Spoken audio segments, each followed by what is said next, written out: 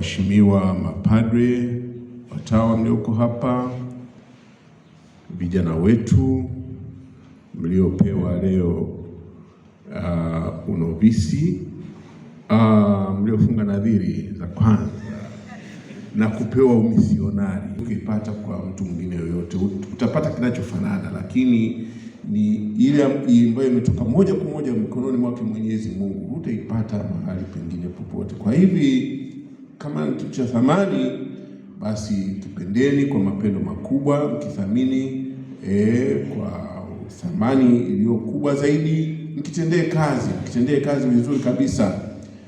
Bwana wetu Yesu Kristo amezungumza, amesema kwamba mavuno ni mengi, watendakazi ni wachache, na akatuagiza akasema, ombeni Bwana mavuno apeleke watendakazi katika mavuno yake. Na hivi sasa waamini hawa wote wamesali kwa ajili ya hilo, na leo hii wanamshukuru Mwenyezi Mungu kwamba nyinyi mmejitokeza, mmeitikia na kuwa sehemu ile ya watendakazi.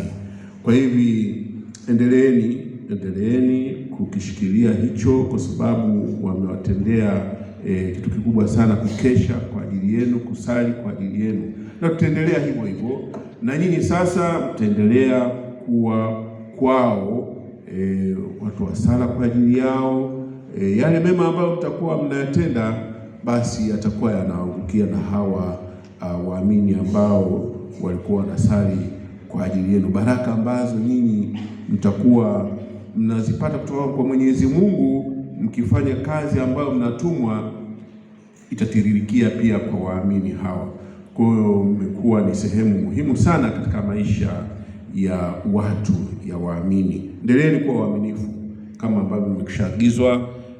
Hakuna siri katika maisha haya isipokuwa tukua mwaminifu kwa Mwenyezi Mungu, kwa karibu na Mwenyezi Mungu, kwa mnyenyekevu, mtu wa upendo. Nyenyekeeni kabisa siku zote. Kuna changamoto nyingi duniani hapa, yako mambo mengi sana ambayo yanatuzunguka si binadamu. Kwa hiyo wavumilivu, yatakuja, lakini basi yote mwelekeni Mwenyezi Mungu. Hamtasalimika, sio kwamba hamtapata changamoto, lazima zitakuja kwenu tu. Majaribu mengi tu yatakuja kwenu, lakini mtatoka vipi ni Mungu, na kuzidi kunyenyekea mbele yake. Mbelezwa hapa, salini. Sasa tutarudia hayo. Yesu Ekaristi yupo, mzidi kumwomba. Yeye ndiye aliyewaita. Kwa hiyo mgeukie, kumbukeni manabii. Akina Yeremia alipata majaribu makubwa, aliteseka sana.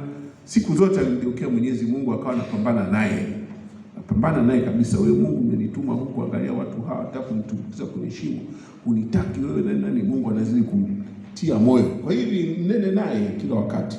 Ndio siri tu ya mapambano yetu katika utume huu. Kwa hiyo tunafurahi kwa ajili yenu. Mimi ndugu zangu, nimealikwa na jumuiya hii, na iko namna pekee kabisa kuja kwa ajili ya mmoja hapo. Mmemsikia jina lake likitajwa, linafanana na la Mdoe. Ni kijana wetu, babake yuko hapa, ni ndugu yangu, kaka yangu, na baba zake wengine wako hapo. Sijui kama wapo mpaka sasa hivi. Hebu sasa simameni basi waone babake.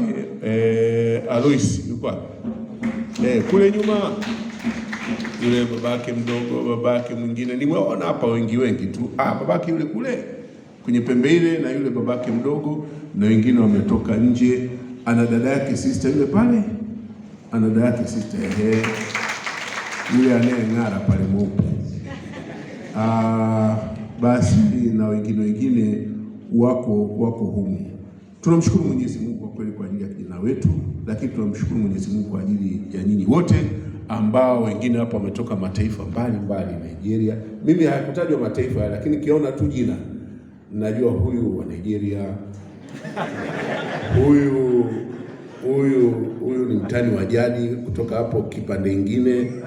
Umeona kina Omolo wale, kina Otieno, umeona. Basi na wengine nimesikia Kongo, Msumbiji ndugu zangu. Mimi niko kule Mtwara na walindieni, tunawalindia mipaka yenu. Hawa ni ndugu zetu. Pana vurugu pale, lakini basi siku hizi Mwenyezi Mungu ametusaidia, pamepoa. Kwa hiyo tunamshukuru Mwenyezi Mungu sana kwa ajili yenu, vijana wetu. Endeleeni kuchapa kazi. Mungu anawapenda, taifa la Mungu linawapenda. Tunaendelea kuwaweka mikononi mwake Mwenyezi Mungu, ili muweze kusafiri salama. Hiyo safari ambayo leo mnaianza kwa namna ya pekee, msafiri salama na Mungu awe juu yenu. Tumsifu Yesu Kristo.